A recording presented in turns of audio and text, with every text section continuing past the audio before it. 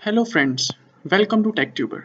As some of you are facing error related to installation of Python.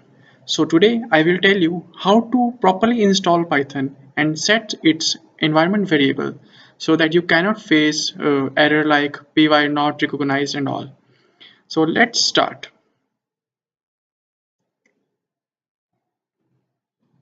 First, I will install Python 3.6.4. You can install any version.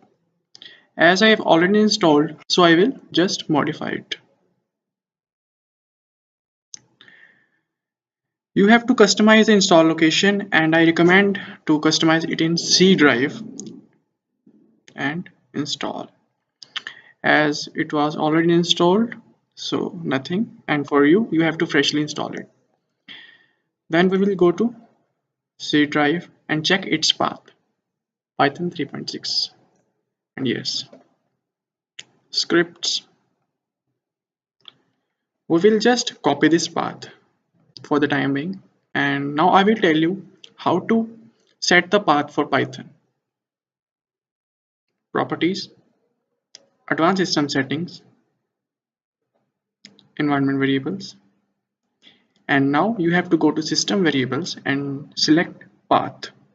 Click on that and new.